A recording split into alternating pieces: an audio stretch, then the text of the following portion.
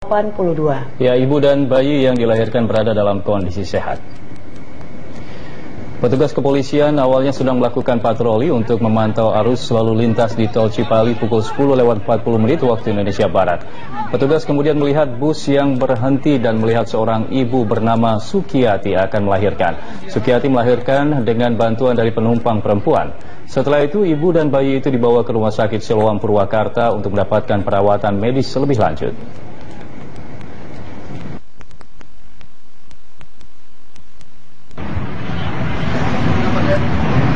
Cepat, ini melahirkan dari mobil. Ini bayinya. Cepat. Itu ibunya di mobil.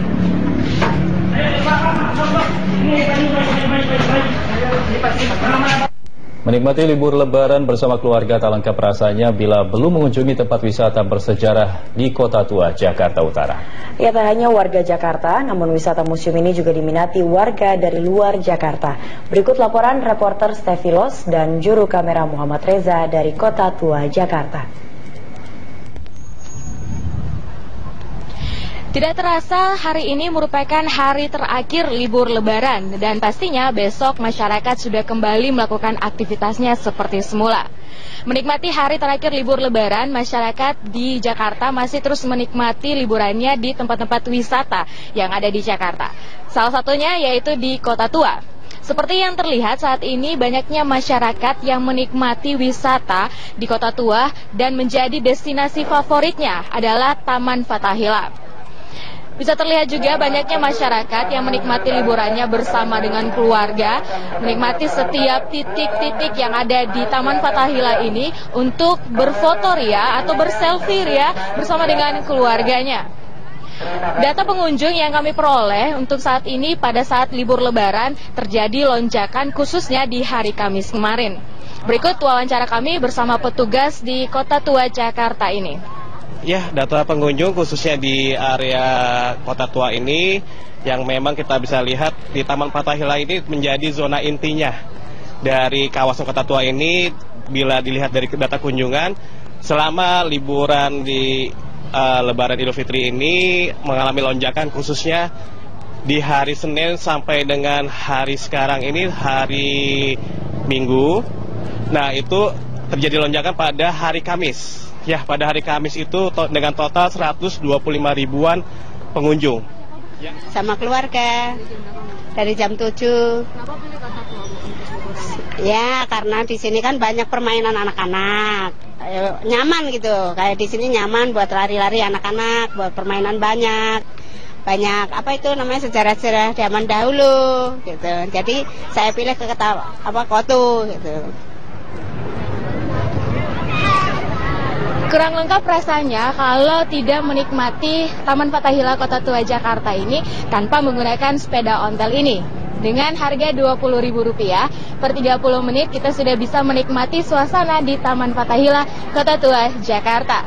Stefilos, Muhammad Reza, Berita 1 Jakarta. Setelah melewati masa transisi selama 3 bulan, Peraturan Menteri Perhubungan mengenai tarif taksi online mulai diberlakukan 1 Juli 2017. Kementerian Perhubungan menetapkan tarif batas bawah dan batas atas untuk taksi online yang berlaku 1 Juli 2017. Penetapan tarif taksi online mengacu pada usulan kepala daerah yang dibagi dalam 2 wilayah. Wilayah pertama meliputi Sumatera, Jawa, dan Bali. Besaran tarif batas bawah wilayah 1 yakni Rp3.500 per kilometer dan batas atas Rp6.000 per kilometer. Sementara wilayah 2 yang meliputi Kalimantan, Sulawesi, Nusa Tenggara, dan Papua memiliki tarif batas bawah sebesar Rp3.700 per kilometer dan Rp6.500 untuk tarif batas atas. 3 bulan yang lalu, yaitu transisi yang pertama ya, berkaitan dengan masalah kit, kemudian stiker ya.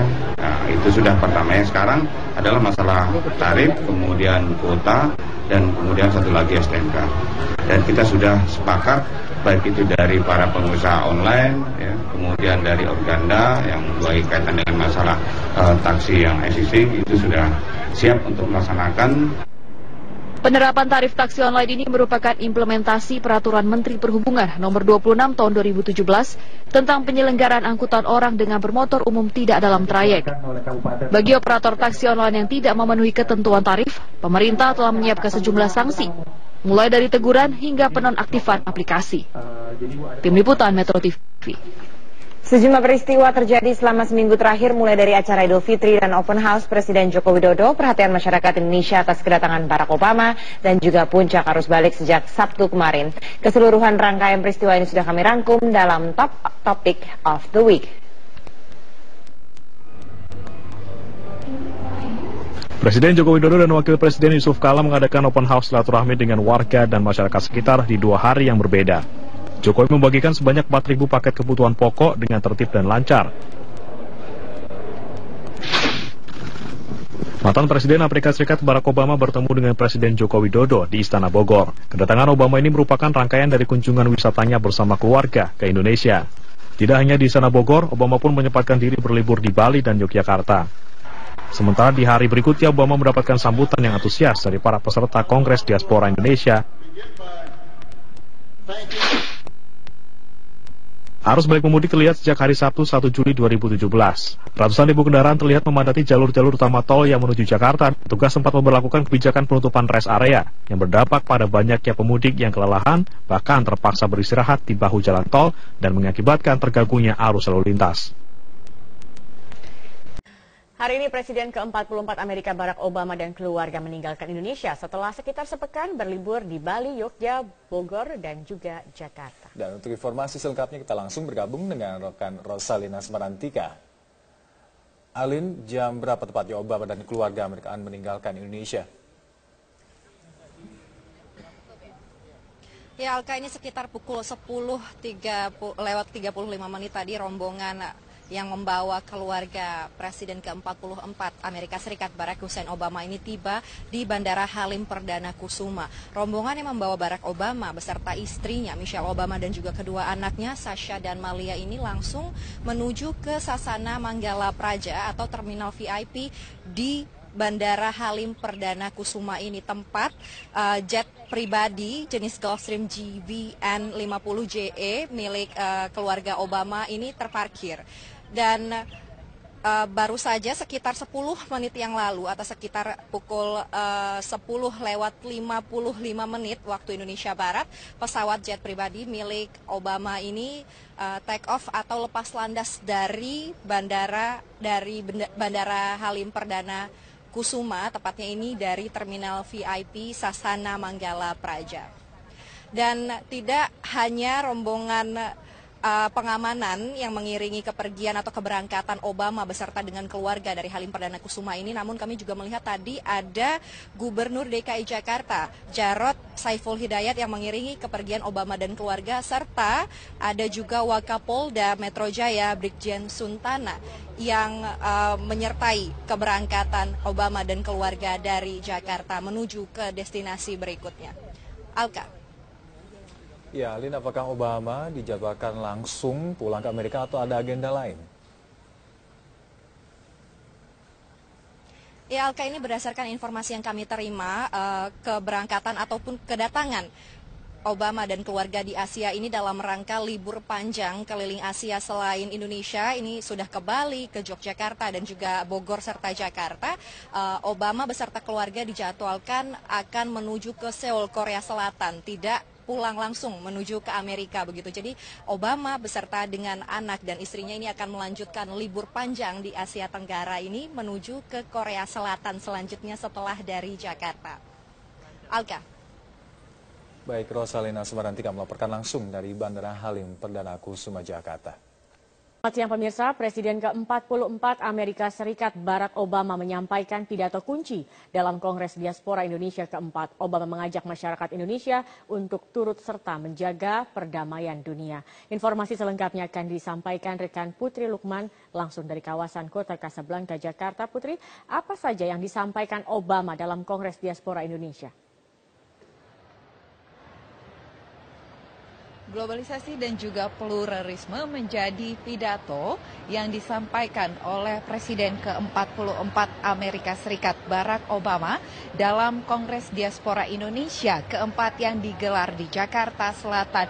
Begitu meriah sambutan dari para tamu dan juga undangan ketika Obama naik ke panggung dan menyampaikan sambutannya. Khususnya Obama menceritakan bahwa ia begitu khawatir mengenai kasus intoleransi dan juga ketidaksetaraan yang terjadi di dunia. Kemudian Obama mengajak kepada seluruh tamu dan juga diaspora Indonesia yang hadir dalam Kongres Diaspora Indonesia keempat hari ini untuk turut serta menjaga perdamaian dunia. Bagaimana Obama menceritakan bahwa toleransi pun terlihat di keluarganya, mulai dari ayah tirinya yang beragama Islam, ia yang beragama Kristen, serta memiliki saudara-saudara yang beragama Hindu dan Buddha, mampu menjaga toleransi di dalam keluarganya. Hal ini pula yang diajak oleh Obama, khususnya kepada para tamu dan juga diaspora. Salah satunya menurut Obama yang bisa diantisipasi dan menjadi penanggulangan kasus toleransi dan juga intoleransi maksud kami, dan juga ketidaksetaraan adalah melalui bidang ekonomi yang bisa dilakukan oleh seluruh masyarakat, tidak hanya di Indonesia namun juga di dunia. Obama juga menceritakan bahwa bagaimana kehidupan antara agama Islam dan juga Kristen begitu bisa berdampingan, seperti contohnya masjid dan juga gereja yang bisa bersebelahan. Kemudian ini juga menjadi contoh yang ada di Jakarta, misalnya saja di Masjid Istiqlal dan juga katedral. Selain mengenai kasus intoleransi dan juga ketidaksetaraan, Barack Obama dalam sambutannya, khususnya di pidato kunci Kongres Diaspora Indonesia keempat, Obama serta juga menceritakan bagaimana climate issue yang menjadi perhatiannya sejak ia menjabat sebelum ia menjabat sebagai Presiden Amerika Serikat, dan ia pun juga mengajak kepada seluruh masyarakat yang ada di Indonesia dan juga di dunia untuk turut serta bekerja sama. Tadi setelah selesai mendengarkan pidato kunci dan juga tanya jawab antara Dewan Kehormatan Indonesia Diaspora, yakni Dino Patijalal dan juga Barack Obama yang sempat tadi ada tanya jawab, begitu masyarakat yang juga hadir, baik dari Menteri Kabinet Kerja, kemudian juga undangan, serta ada dari umum, begitu menyambut positif dan menyampaikan bahwa apa yang disampaikan Obama ini menjadikan tanggapan yang begitu positif dan harapannya bisa turut serta Indonesia dalam memerangi intoleransi tidak hanya di Indonesia namun juga di dunia, dan ini membawa dampak positif bagaimanapun kehadiran dari Barack Obama ke Indonesia, serta diharapkan akan meningkatkan pariwisata Indonesia di kancah internasional. Dan berikut adalah pernyataan Barack Obama dalam Kongres Diaspora Indonesia keempat. Symbolized by mosques and temples and churches beside each other and people living alongside each other in peace and respect and harmony. That spirit is one of the most defining things about Indonesia. It is one of the most important characteristics to set as an example for other Muslim countries around the world.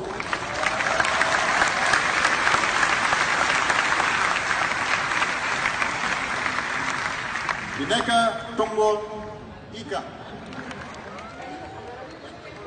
Zakia, Kongres Diaspora Indonesia keempat saat ini masih berlangsung. Ada sejumlah Menteri Kabinet Kerja yang juga turut hadir menyampaikan sambutan dan juga arahan kepada tidak hanya diaspora namun juga ada undangan yang bisa mendengarkan apa yang disampaikan beberapa Menteri Kabinet Kerja.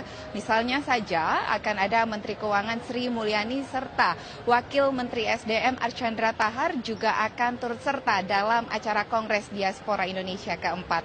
Zakia. Baik, Putri Lukman, terima kasih atas informasi Anda. Menyampaikan pidato dalam pembukaan Kongres Indonesian Diaspora Network Global di hadapan ribuan diaspora Indonesia di Jakarta. Dalam pidatonya, Obama menyampaikan 4 hal penting diantaranya mengenai toleransi, demokrasi, dan pluralisme.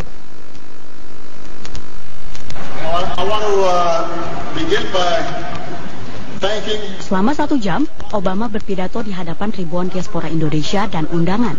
Dalam pidato bertema globalisasi dan pluralisme, Obama mengungkapkan kekhawatirannya terhadap kasus intoleransi dan ketidaksetaraan. Dalam kesempatan itu, Obama juga sempat memuji toleransi warga Indonesia di tengah multikulturalisme. It's enshrined in Indonesia's constitution. It's symbolized by mosques and temples and churches beside each other and people living alongside each other in peace and respect and harmony.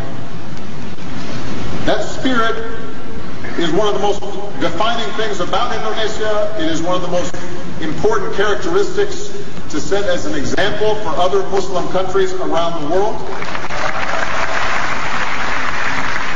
Bhinneka Tunggal Ika. Unity in diversity.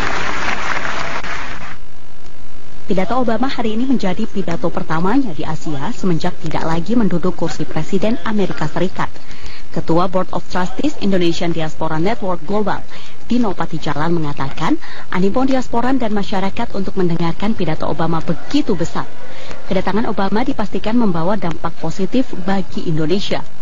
Tentu meningkatkan profil kita dan di mata rakyat di tanah air mereka tahu bahwa Indonesia itu ada diaspora yang dinamis yang besar. Nggak ada dampak karena dia kan setiap mantan presiden bebas pergi kemana aja untuk memberikan speech dimanapun. Ya, saya kira ini masalahnya bukan politis begitu. Latar belakang politik saya kira enggak. Ini adalah lanjutan karena memang Pak Presiden Obama waktu itu yang tahu benar mengenai penyelenggaraan diaspora. Kongres Diaspora Indonesia keempat digelar di Casablanca Hall, Jakarta pada 1 hingga 4 Juli 2017.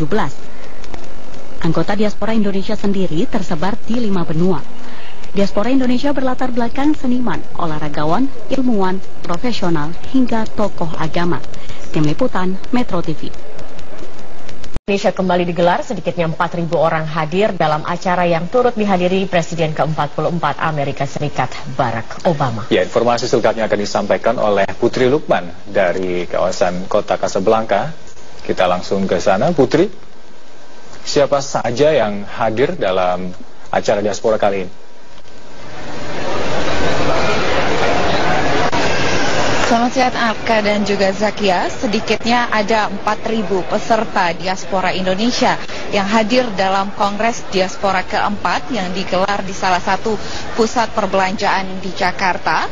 Sejumlah Menteri Kabinet Kerja juga tampak hadir. Tadi kami melihat kedatangan dari Menteri Luar Negeri Retno Marsudi, Menteri Perhubungan Budi Karya, serta Gubernur DKI Jakarta terpilih Anies Baswedan yang juga merupakan mantan diaspora Indonesia.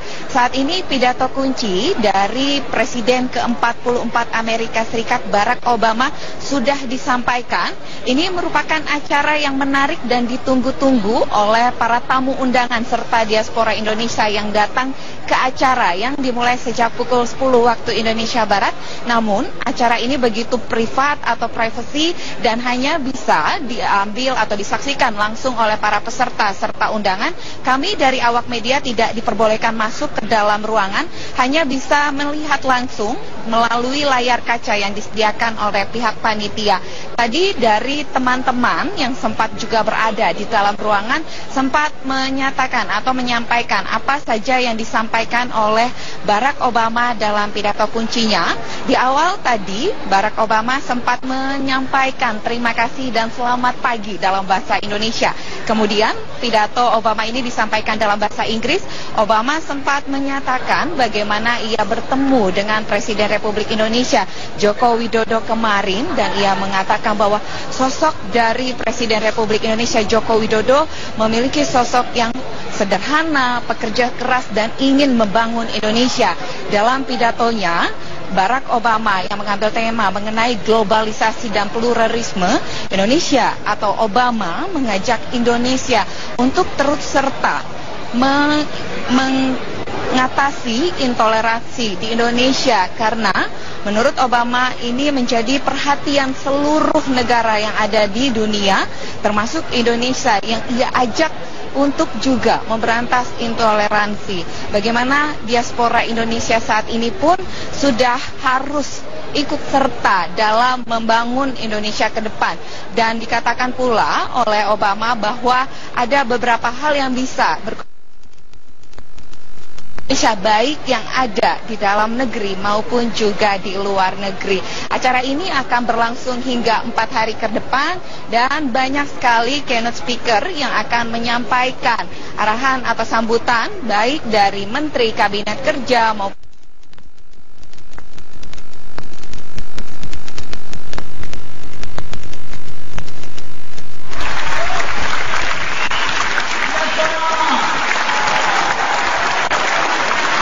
Indonesia.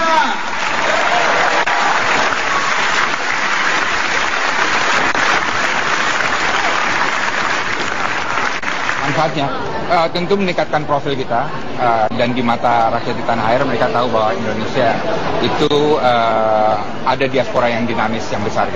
Wah, Obama saya prediksi akan menjadi world statesman, negarawan dunia. Jadi dari para pemimpin dunia yang lengser, beliau akan tetap maju, memberikan semangat, masukan dan advokasi terhadap isu-isu penting, climate change, perdamaian dunia dan lain sebagainya. Jadi tentu beliau akan menjadi mitra bagi politik luar negeri Indonesia yang sangat baik. Baik, Putri Luman melaporkan langsung dari kawasan Casablanca, Jakarta Selatan. Terima kasih.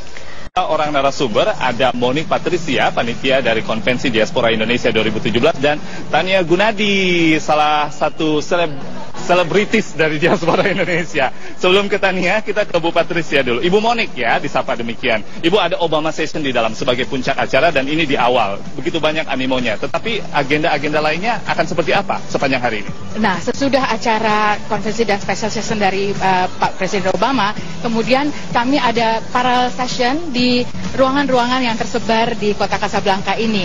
Dan berbagai topik yang diberikan mengenai bisnis misalnya, lalu ada mengenai energi, mengenai bagaimana peran diaspora di Indonesia, nasionalisme, dan juga ada beberapa dari Madagaskar, dari itu yang mereka merupakan diaspora Indonesia yang benar-benar cinta Indonesia dan setiap kali ketika kongres mereka hadir. Ketika kongres hadir ya. Ibu, apakah kalau tadi disebutkan oleh banyak netizen, kami sempat membrowsing bahwa ini salah satu yang terbesar. Apakah demikian? Ya, benar sekali, karena CID pertama tentunya dideklarasikan di Los Angeles, itu cukup besar. Kemudian CID 2 itu adalah diaspora to diaspora. Kemudian itu juga ada kira-kira ada sekitar 7.000 orang, ya. Lalu diaspora to government 2 tahun lalu, dan sekarang ada diaspora to public. Ya, jadi hampir 10.000 orang. Kami juga sangat bersyukur dan terima kasih begitu banyak animo ingin mengetahui bagaimana diaspora Indonesia berperan di negara kita masing-masing tinggal ya. Dan bahwa bukan hanya kita sebagai duta-duta juga membantu duta besar, tapi juga kami mau memberikan banyak hal kepada bangsa kami di Indonesia. Sumbangsi kami misalnya dari health, dari livable city, lalu kita juga ada program homecoming talent di mana kita mau mendatangkan kami punya diaspora Indonesia yang lulusan-lulusan dari luar untuk juga mau bekerja di sini. Itu yang paling menarik ya, bisnis, ekonomi, dan kita maju bersama ya, sesuai dengan temanya kali ini. Ibu Monik, saya tahan dulu, saya ke Tania sebentar. Tania, seberapa antusias Anda sebagai member of Diaspora Indonesia untuk acara kali ini? Oh, antusias sekali. Udah dari kemarin udah nyampe, udah senang, udah ngeliat-liat, ikutan rehearsal. Pokoknya kayaknya yang tahun ini bakal paling asik ya Bu ya. Ikutan rehearsal, berarti nanti perform juga? Ya, aku dansa, menyanyi, no, just kidding. Kalau aku nyanyi semua kabur. Tetapi kami mendengar ada seperti deklarasi. Tania juga ikut di dalam deklarasi diaspora ini atau akan melihat deklarasi? Saya nanti ikutan untuk yang acara segmen saya diaspora, dan nanti aku ada di panel di main hall sama 3 orang lainnya. Itu dia, ada hashtag saya diaspora gitu. Tania boleh jelaskan sedikit, itu akan menjadi testimoni seperti apa? Jadi maksudnya ada 10 orang, nanti kita akan bicara misalnya kita dari mana, jangan dikasih tau dulu ya.